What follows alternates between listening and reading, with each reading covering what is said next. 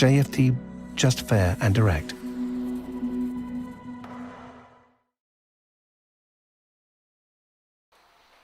Okay, hello and good morning everyone. Welcome to JFD Traders Espresso with me, Darius Anucauskas. Today's the 9th of November 2021. So welcome everyone. Welcome to this Tuesday's morning session where we're going to have a very quick look at the markets, a few of the charts, the usual stuff. But before we do that, as always, let's quickly have a read through our risk disclaimer. So, the content we produce does not constitute investment advice or investment recommendation, should not be considered as such, and does not in any way constitute an invitation to acquire any financial instrument or product. As always, I'll give you a few seconds to read the rest and we can continue.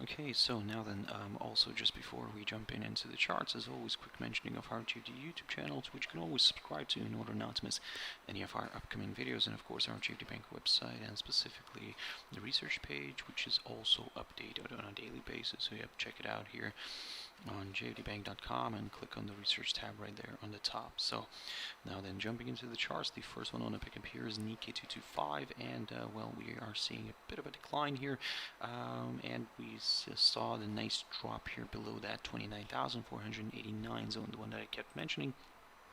And we stayed below it. So we moved all the way almost to the 21-day EMA here, and we just fell shy by a few points from reaching it, but a good, I would say, correction for now, because the reason why I'm saying correction is we're still above this upside line taken from the low of the 6th of October now, although it's a little bit on the tentative side, but nevertheless it's an upside line. So for now, let's see how all this is going to play out, but again, even if it drifts a little bit lower, as long as it stays somewhere above this area, either above this 21-day EMA or this upside line, and then yes, the near-term outlook could still remain somewhat positive, because we could see a nice rebound and a push higher again. However, if you're a little bit on the cautious side, then you could wait for a break above this 29,880 territory right here, marked by the current highest point of November, and then yes, we could aim for some higher levels, because a forthcoming higher high would be confirmed. Shanghai Composite, so still not doing much here, because it's struggling to get back above this 3,515 territory, but it seems that it doesn't want to go below that 200-day EMA. Now we did get a brief visit below into the area below that line, but as you can see, the bulls managed to push the index quickly back up. However, as I said, they're struggling with that 3,515 zone. So if we pop above it, then yes, we could go for some higher levels, but as I mentioned before, I'm still sticking to the area somewhere above that 3,553 level, approximately around there, in order to consider maybe a push to the upside. Now DAX, the German index. So yesterday we have pushed higher, but we failed to kind of climb to the all-time high, and basically here we're kind of stuck here, and we're kind of flat, I would say. So we're waiting for maybe the next the other kind of big trigger, some sort of catalyst, in order to kind of move this one a little bit. So that's why for now I will say that yes, we will take a bit of a careful approach. The cash index is currently trading at around 16,020, so we're still above that psychological 16,000 mark. But if you're looking for the upside, then certainly wait at least for a break above this 16,085 level in order to get a little bit more comfortable with the upside. For the downside, I'm looking for a drop below that 15,997 territory in order to consider maybe a bit of a larger correction to the downside. Dow Jones Industrial Average. So beautiful spike higher yesterday. However, I wouldn't maybe actually say maybe a spike or just a nice good move, nice good old move to the upside here. We formed a doji here, as you can see. Can this be a nice little reversal signal? Now, of course, it could, but still some confirmation is needed. So, for example, what you can do here is keep your eyes on yesterday's low near the 36,334. If we drop below this area, then maybe this could open the door towards slightly lower areas here, so slightly lower levels, but also just to keep an eye on this little just bear with me one moment. So this little short-term tentative upside line as well. So basically, if we drop below this area, below this hurdle, then we could also break this this steep upside line. Actually, I think it should be drawn from around here somewhere. Yep, I believe so. So something like this, guys. It's not an ideal one. It's still a tentative one, but it probably will keep an eye on it for now just to see if it actually carries any significance. So in other words, if we break this, we break below this 36,334 territory, yes, we'll start maybe looking at some lower levels, but keep your eyes on this upside line. But if that gets broken, certainly this increases the chances for a maybe a move to towards slightly lower areas. But again, for now, let's go from what we have, and if by any chance all this area right here does provide support somehow, then a nice little rebound could be possible.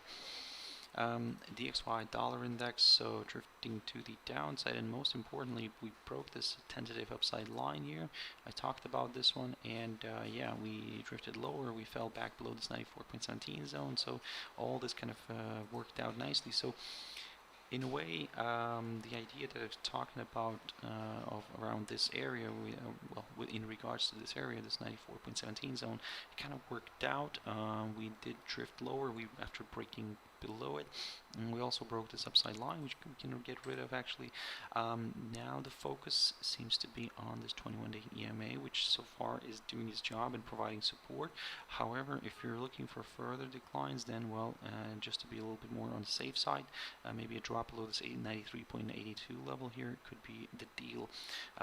Just because if this area somehow, for now, kind of stalls DXY from moving lower and keeps it from moving lower, then we might see maybe a bit of activity somewhere around here. Then, to be honest, if it starts oscillating somewhere around that 21-day EMA, that's not really helpful here for us. So that's why if you're looking for the upside again, then wait at least for another push back above this 94.17 territory, at least above somewhere above this area. For the downside, we need to see probably a drop below this 93.82 just to be a little bit more on the safe side.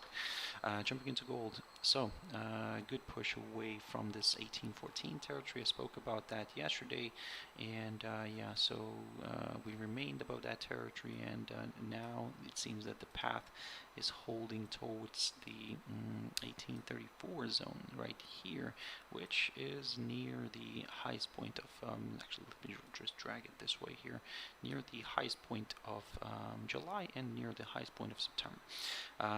Good potential target, of course. At the moment, I would say it's quite a tricky one, because in a way I'm leaning, like I said, a little bit more towards the upside, towards that 1834 level.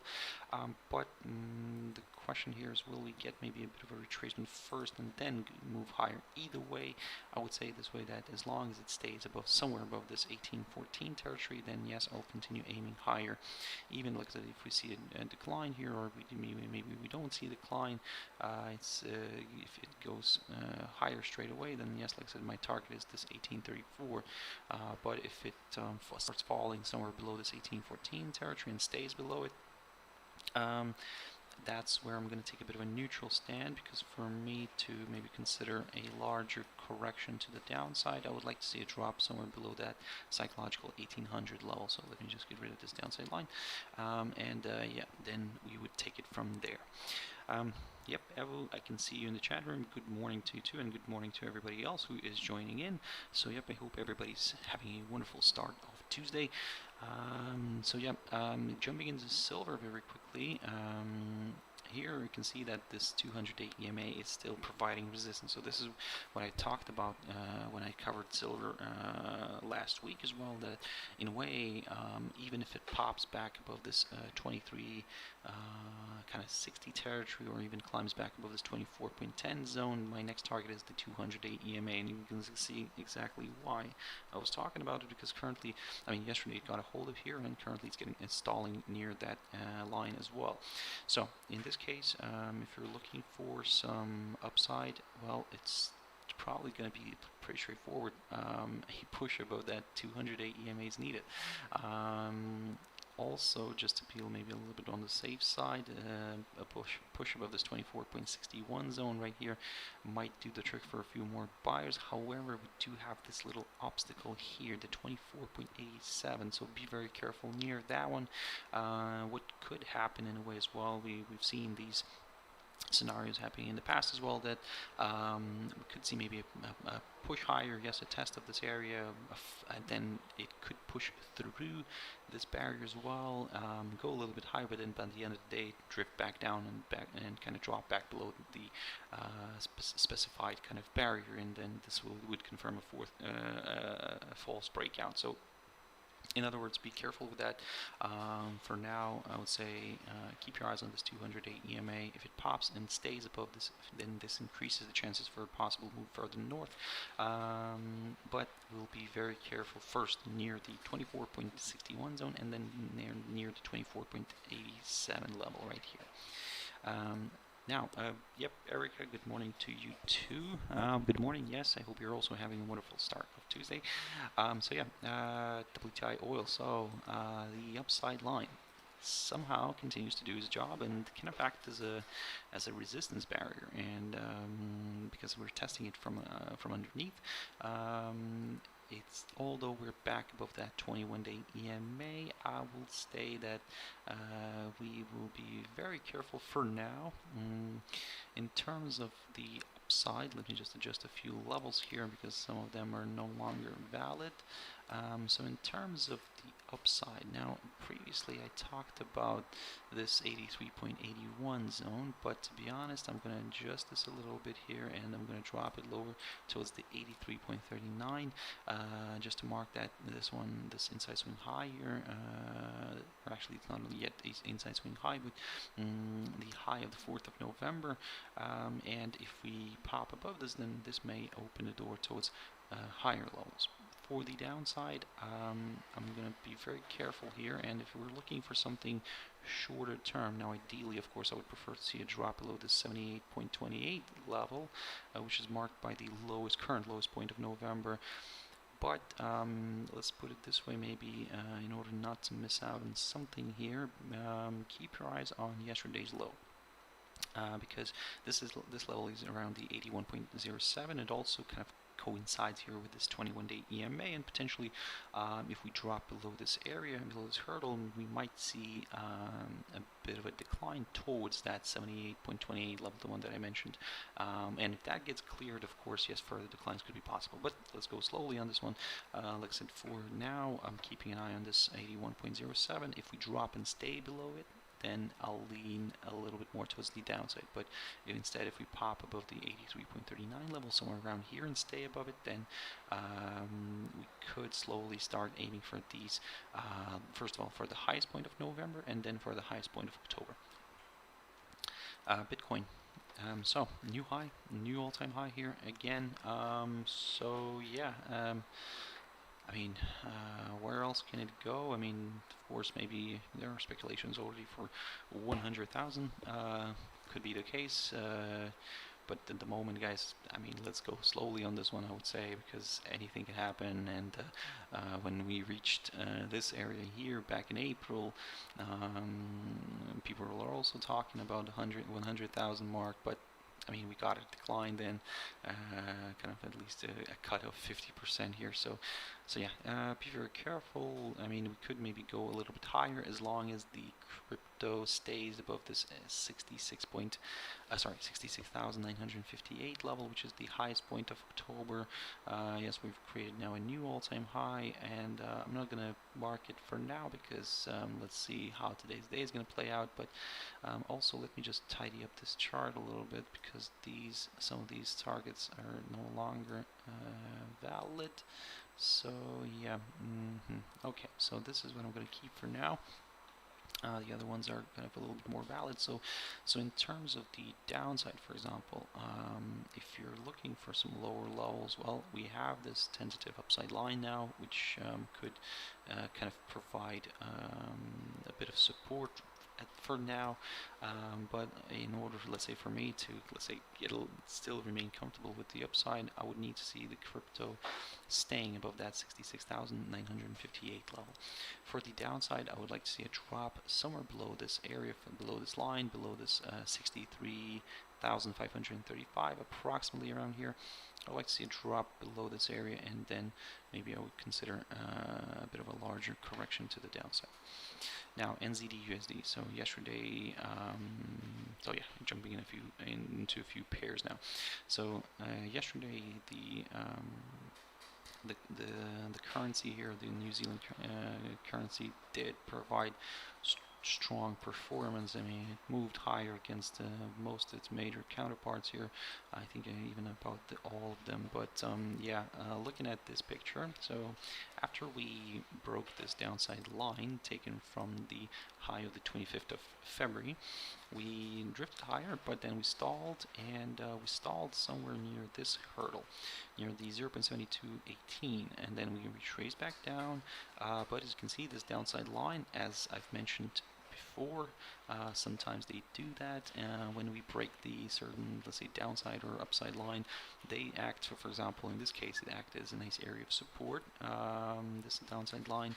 In case of, let's say, WTI oil, this upside line is acting as a resistance. So yeah, so don't forget that these things happen. And for now, you're seeing a nice little rebound here and push higher. In a way, somebody might say maybe this could be a bit of a flag here or something like that.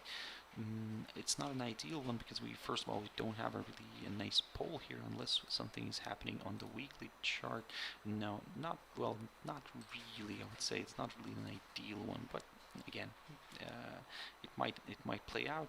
But like I said, it's not really an ideal one. But looking at this picture, if you're wanting to go for some higher levels, then yes, certainly I would suggest to wait for a push above this barrier, just to be a little bit more on the safe side, because again, at this point, I mean, it could drift back down here, maybe test this area, this crossroad between these two lines, and yeah, could then maybe rebound and push higher again. So in order to kind of avoid the frustration, just maybe we could stick around to this hurdle instead. That's what I'm going to do. I'm just going to, like I said, wait for it, and let's see if this is going to work out or not.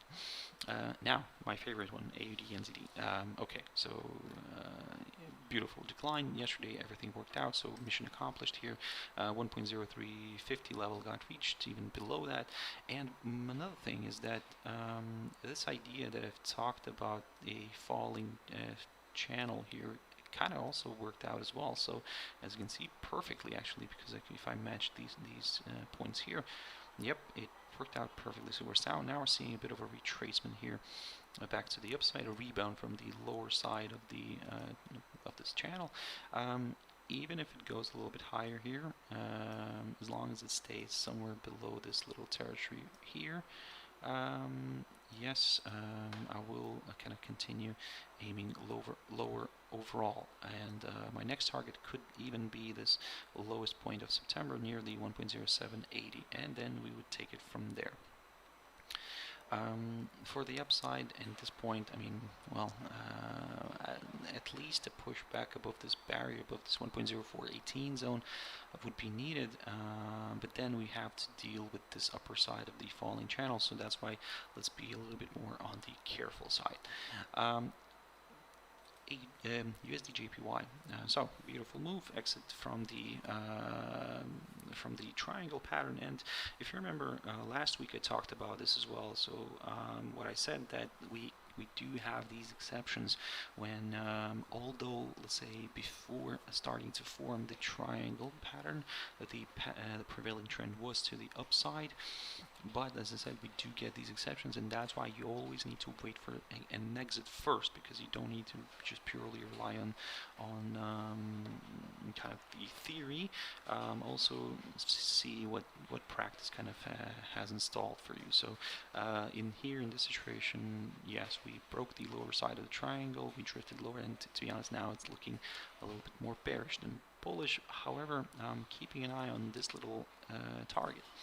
This little hurdle here, the high of the 30th of September, near the 112.08 level.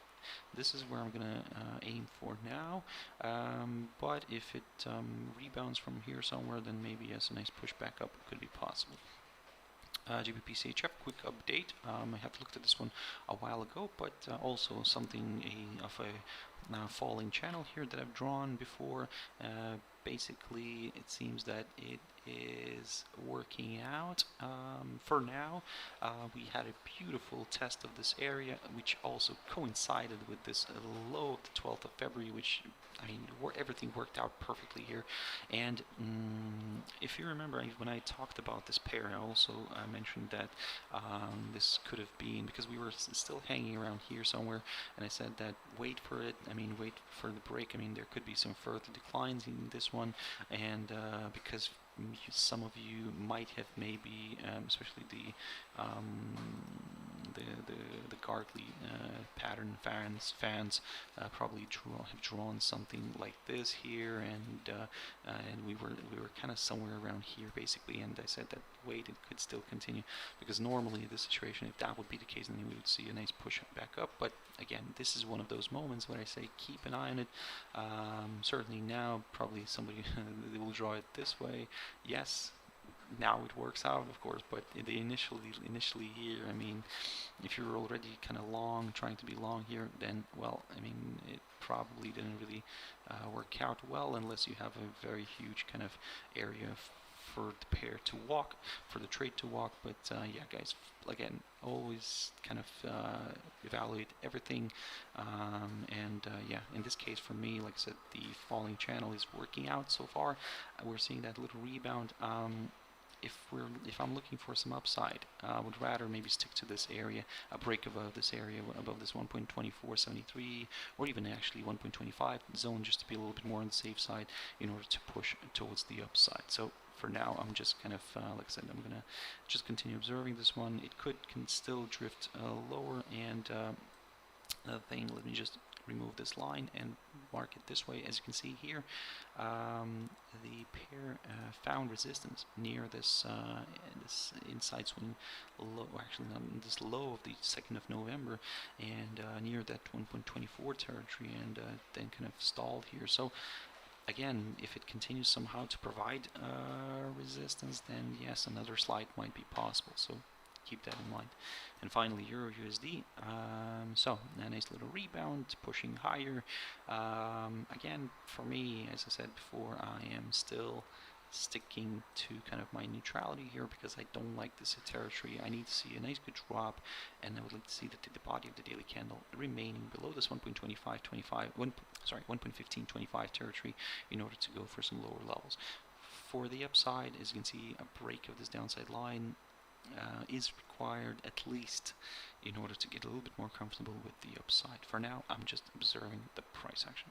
So guys, that's it for this session. I really hope you found it useful. Thank you very much for your views, your likes, your comments, guys. Really appreciate that. Just a quick reminder that there won't be any videos on Thursday and Friday, but yeah, there will be one tomorrow, the last one for this week.